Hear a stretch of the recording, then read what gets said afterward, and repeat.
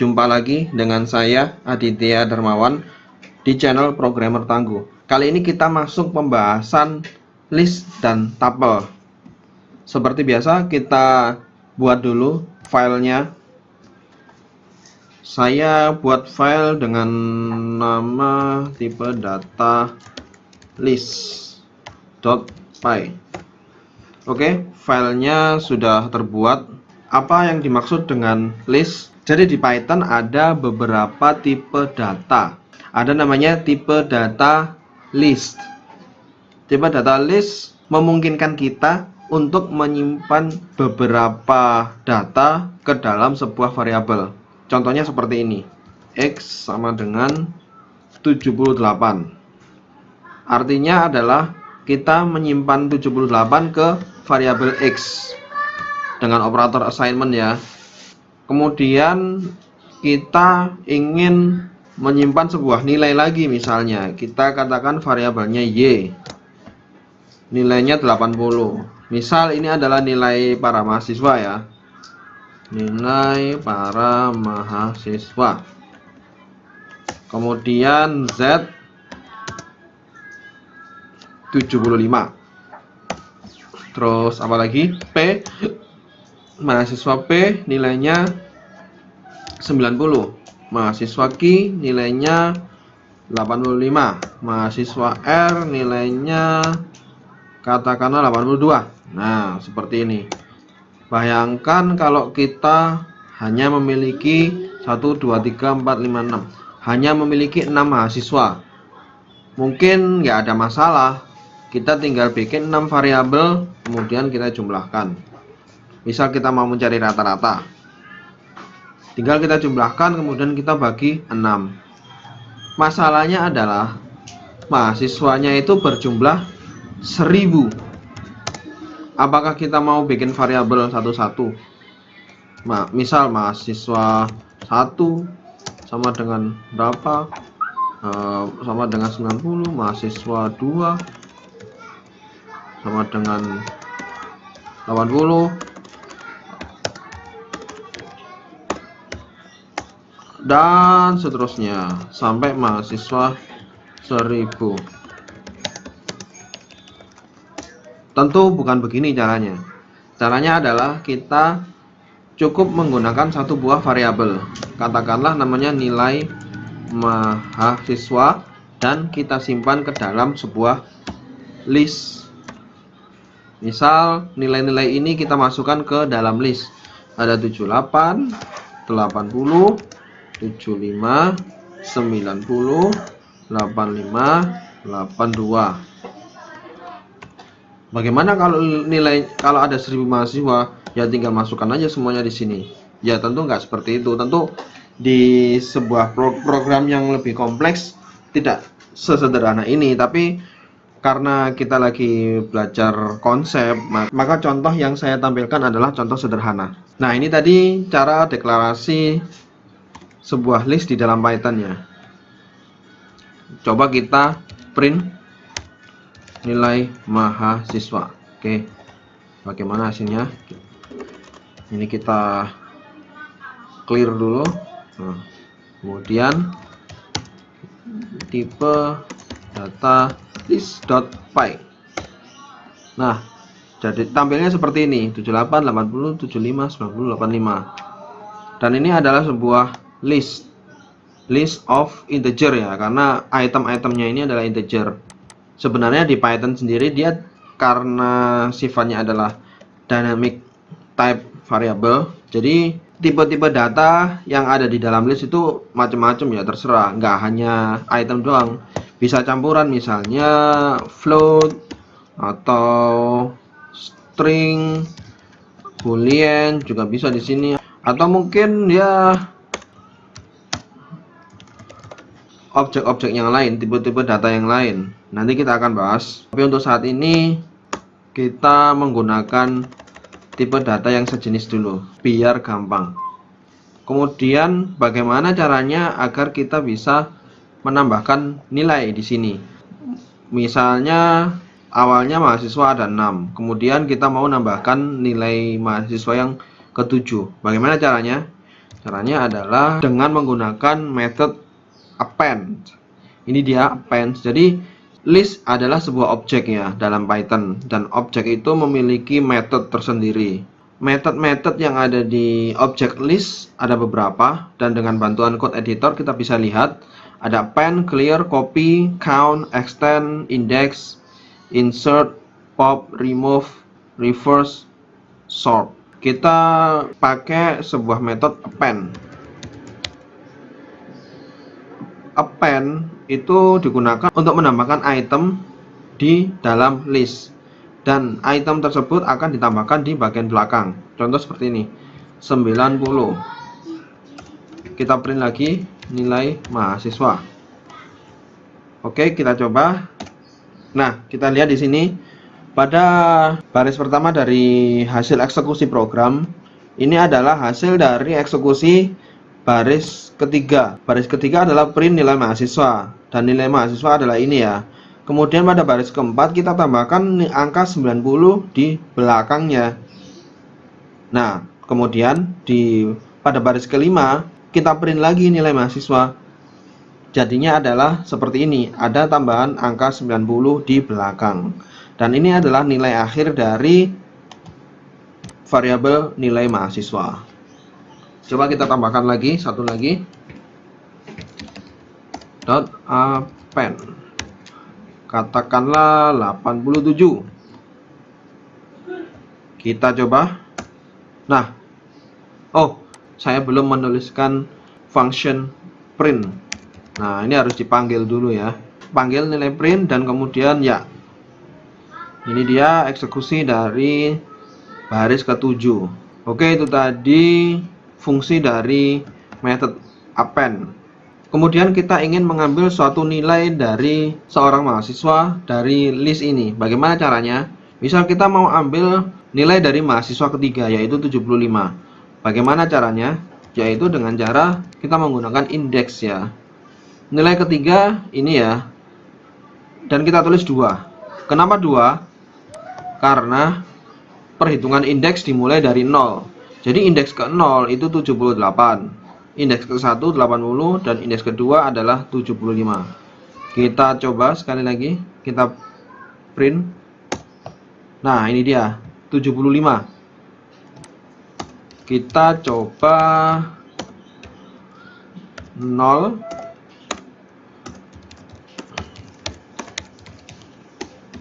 1, 2 sudah, 3,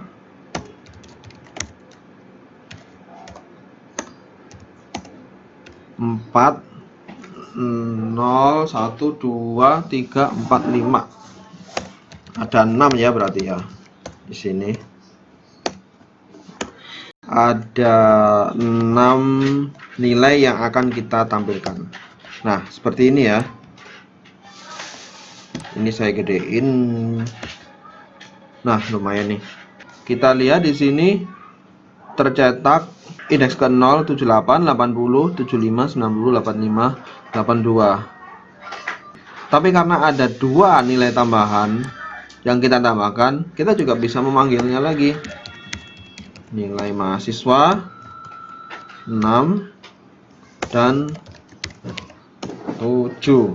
7 berarti item ke-8 ya. Sekali lagi perlu diingat bahwa indeks dimulai dari 0.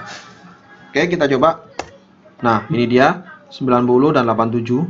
Mungkin kita bisa memanfaatkan sintaks string F. Nah, seperti ini. Nilai mahasiswa ke-1 adalah, kita pakai ini ya, pakai kurung kurawal. Nah, seperti ini. Ini kita hapus ya.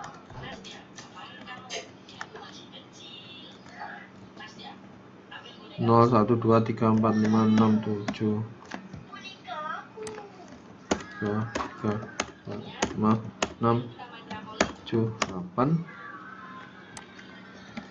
1, 2, 3, 4, 5, 7.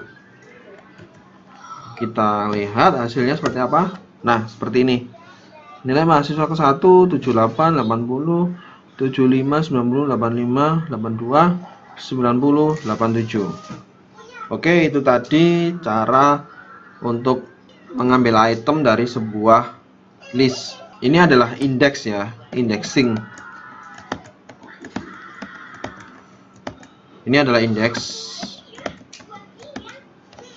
Kita buat sebuah komentar di sini, indexing. Kemudian ada lagi konsep namanya slice. Slice adalah mengambil beberapa item dari suatu list. Kalau indeks tadi ini, kita kan hanya mengambil satu item saja. Tapi kalau slice itu mengambil beberapa item. Misalnya begini, kita ingin mengambil item 80, 75 sama 90 saja. Artinya lebih dari satu kan? Enggak hanya satu tapi lebih dari satu, yaitu indeks ke 1, 2, dan 3. Bagaimana caranya? Katakanlah saya mempunyai sebuah variabel namanya sampel mahasiswa. Kemudian, nah, saya akan mengambil mahasiswa ke 2, 3, dan 4, 80, 75, 90. Kedua berarti indeksnya adalah 1. Kemudian kita bisa menulisnya seperti ini. 1, 2, 3, 4. 4. Nah, 1, kemudian tanda bagi atau kolon, kemudian 4 di dalam indexing. Apa yang akan terjadi? Apa isi dari sampel mahasiswa? Mari kita coba. Tapi sebelumnya ini mungkin kita komen dulu ya. Nah, gini. Jadi yang tereksekusi hanya ini aja. Ini kita. Oke, berarti kita punya 1, 2, 3, 4, 5, 6, 7, 8 mahasiswa.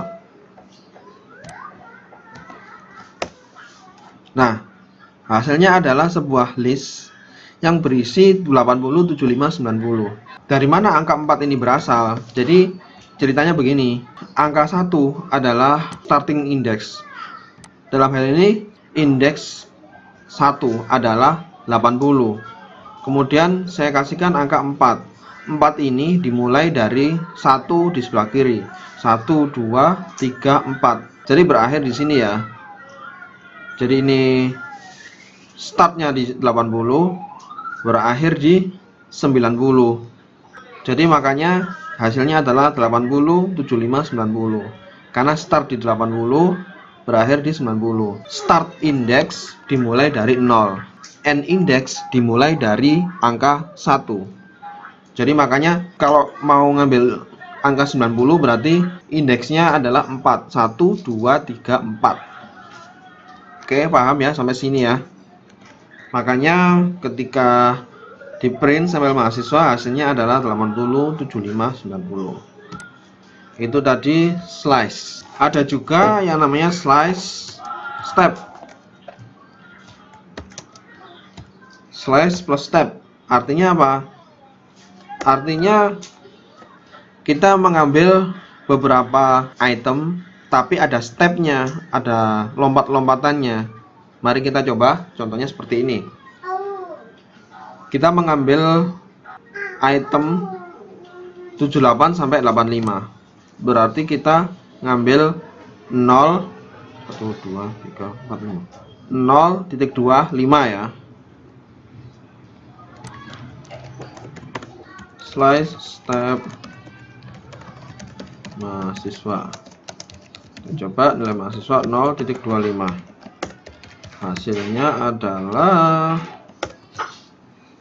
78 sampai 85. Oke, nggak ada sesuatu yang spesial di sini karena tetap sama dengan variabel sampel mahasiswa. Kemudian kita tambahkan step. Kita akan membuat sebuah nilai lagi. Nilai mahasiswa kita tambahkan 2 di sini. Nah, ada kolon lagi, kemudian angka 2. Apa yang terjadi? Apa bedanya? Kita coba, kita print. Ini slice tanpa step, dan ini adalah slice dengan step. Artinya angka 2 di sini adalah lompat 2 kali. Jadi 78 lompat 2 kali 1 2 jadi 75. Kemudian loncat lagi 1 2 jadi 85. Jadi step ini kita mengambil beberapa item dengan langkah-langkah tertentu. Karena di sini stepnya 2, berarti setiap kelipatan 2 itu kita ambil nilainya. Jadi jelas di sini 78 75 85. Ini ya. Oke, itu tadi step. Kita juga bisa menulis seperti ini. Sampel mahasiswa, nilai mahasiswa 1.2. Nah, ini sama halnya kita mengambil nilai mahasiswa dari indeks ke-1 sampai akhir. Kita coba ya, kita print. Ini kita komen dulu biar enggak dieksekusi. Oke, kita coba. Nah, jadi nilai yang dicetak itu mulai 80 ini ya, bukan mulai dari 78. Karena dari sini kita mengambil 1, kemudian titik 2, ini berarti sisanya. Kemudian kita juga bisa melakukan step secara terbalik, reverse step ya. Misalnya seperti ini. Ini kita komen dulu. Kita juga bisa melakukan seperti ini.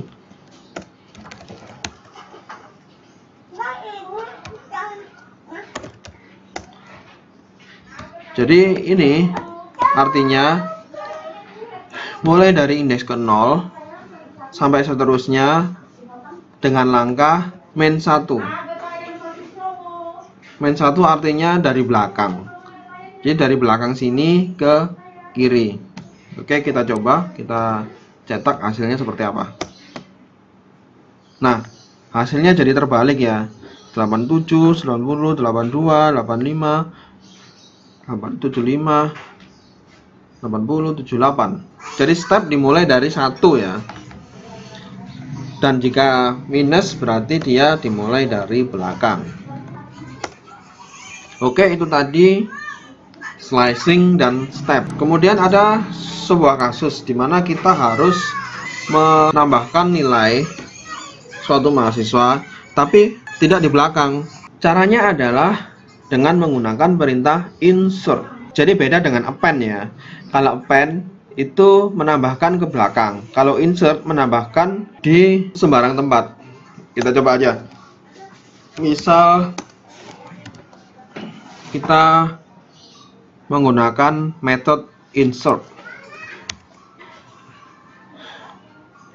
Jadi bisa dilihat di sini parameternya. Parameter pertama adalah indeksnya, kemudian yang kedua objek yang akan kita masukkan. Misal kita memasukkan sebuah nilai di indeks ke 0. Nilai itu adalah 100. Bagaimana? Apa yang akan terjadi? Kita lihat. Yang kita tambahkan adalah nilai mahasiswa ya. Bukan sampel mahasiswa. Ini kenapa mahasiswa? Oh, ternyata dari tadi saya salah tulis. Bukan mahasiswa tapi mahasiswa ya sebenarnya ya. Oke, saya coba replace nilai mahasiswa.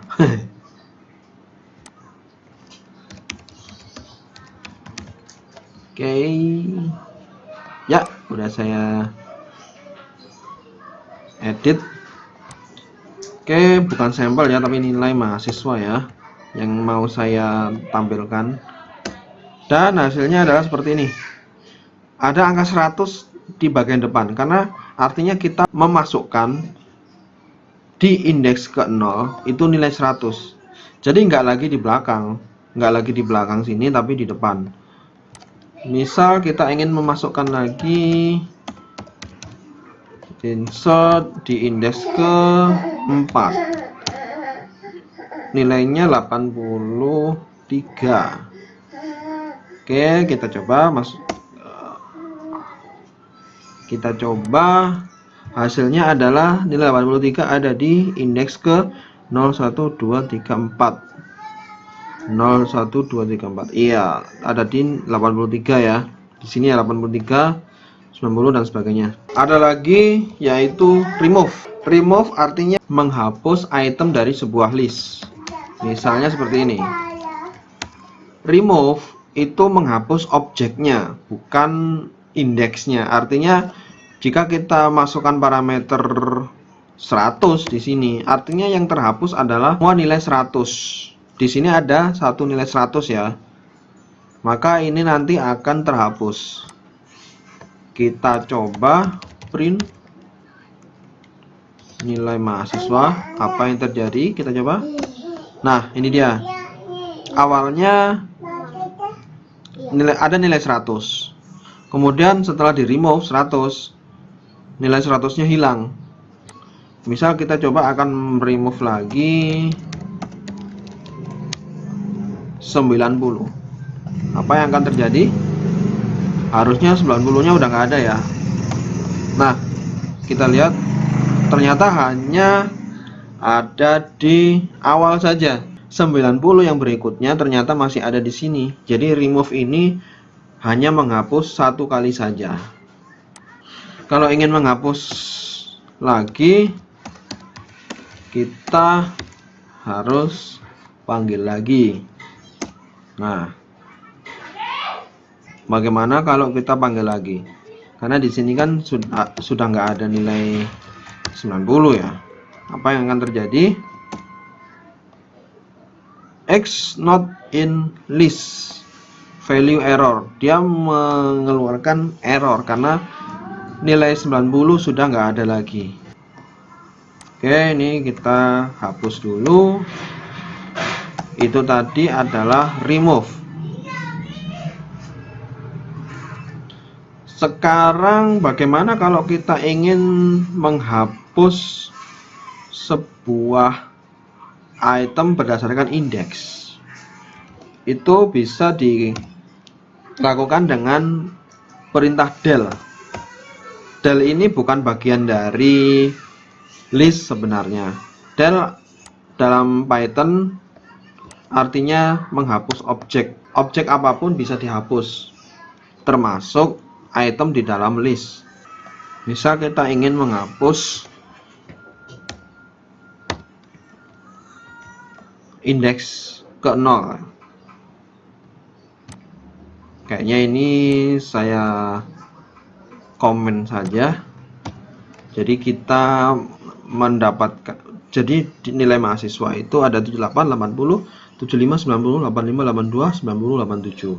Kita akan melakukan penghapusan terhadap indeks ke 0. Apa yang akan terjadi? Kita coba.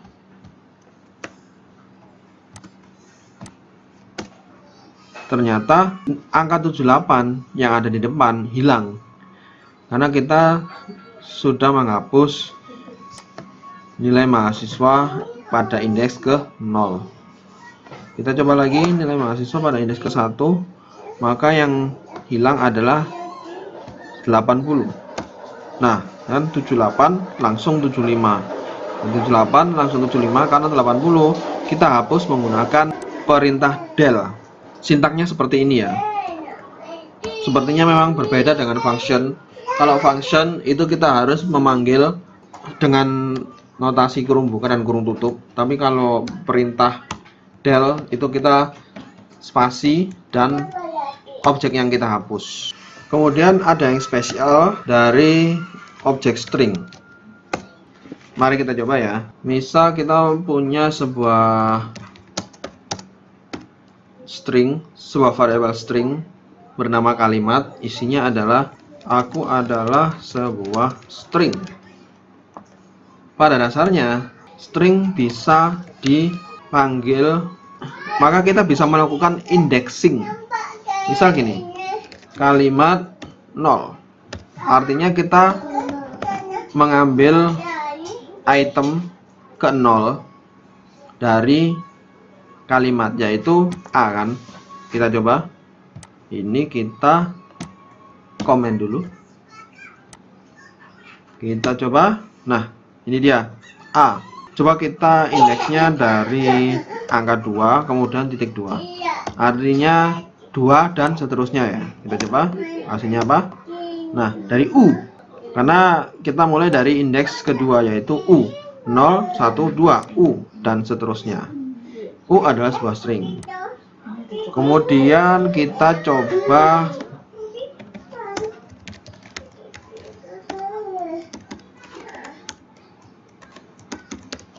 membalikkan, mereverse ya. Jadi ini iris semuanya, ambil semuanya, kemudian step main 1. Main 1 artinya dari belakang ke depan. Coba. Nah, ini dia. Hasilnya adalah seperti ini.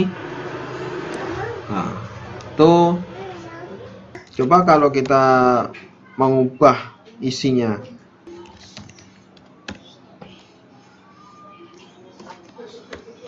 Kita coba untuk mengganti sebuah huruf. Indeks 1 menjadi gini. Ternyata kata editor saya ini, katanya Visual Studio Code, kalimat does not support item assignment. Artinya kita nggak bisa mengubahnya meskipun kita bisa mengaksesnya melalui indexing ya. Karena string adalah immutable. Immutable itu dia nggak bisa diganti dengan melakukan item indexing seperti ini. Oke, kita urungkan. Oke, kita batalkan.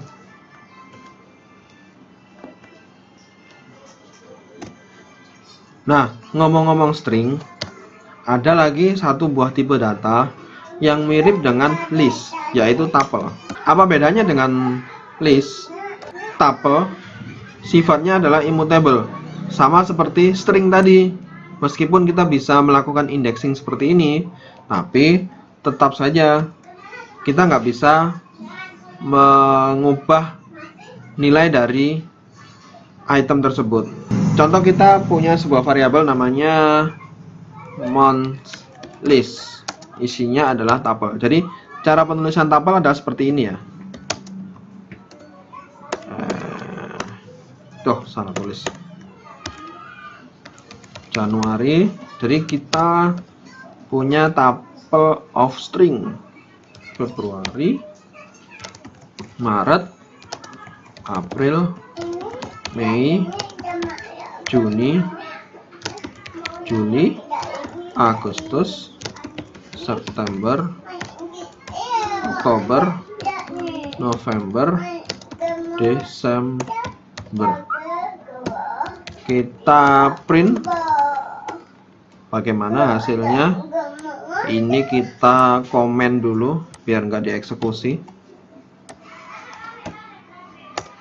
Nah, ini dia hasilnya seperti ini ya. Jadi kalau list itu diawali dengan kurung siku buka dan tutup.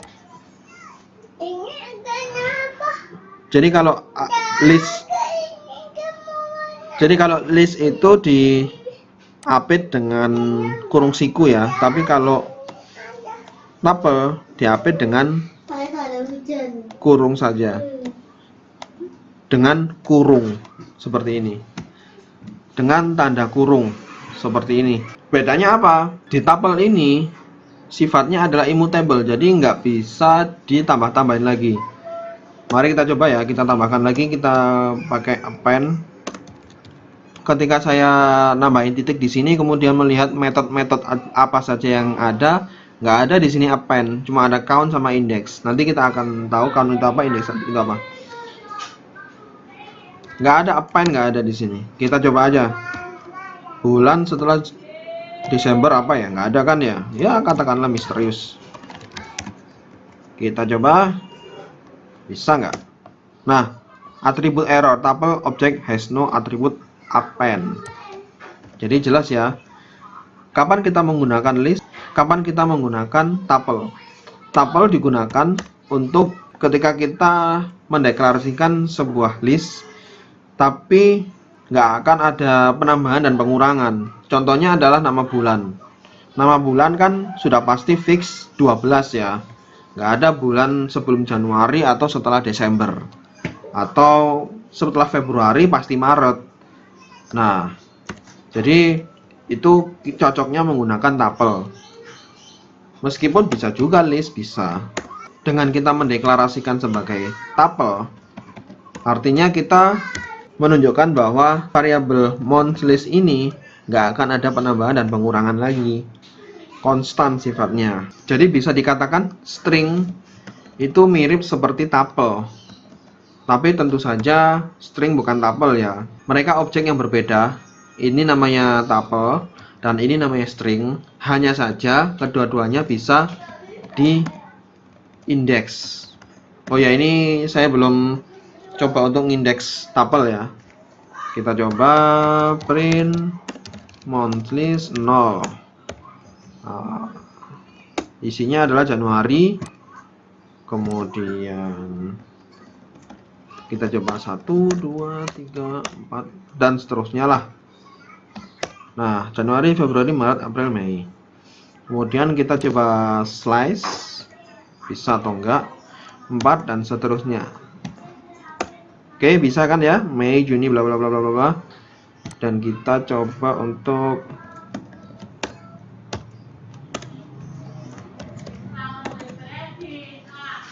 melakukan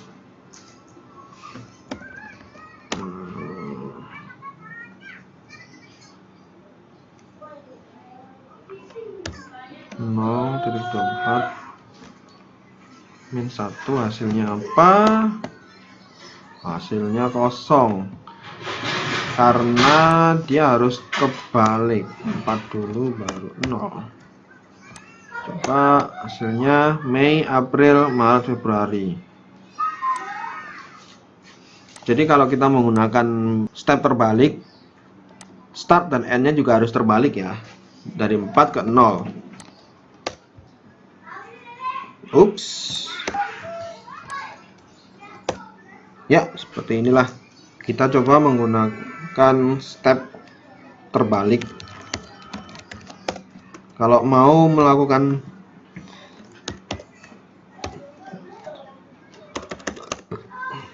bisa juga seperti ini. Kita coba hasilnya. Hasilnya terbalik ya. Sekarang kita mau dari bulan Juli sampai Desember. Oke, Juli sampai Desember seperti ini. Kemudian kita mau balik dari Desember sampai Juli.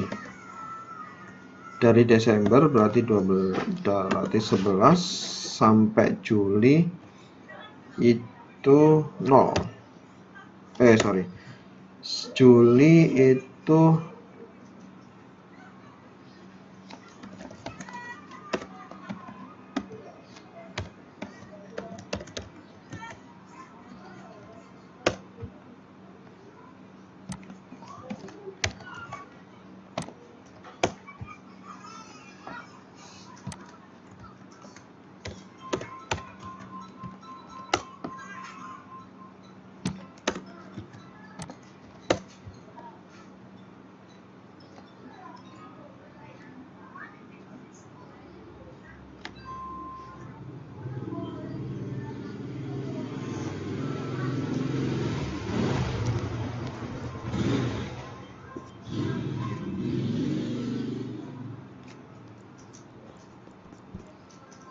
Oke, cukup sekian dari saya pembahasan tentang list and tuple plus tadi bonus string ya.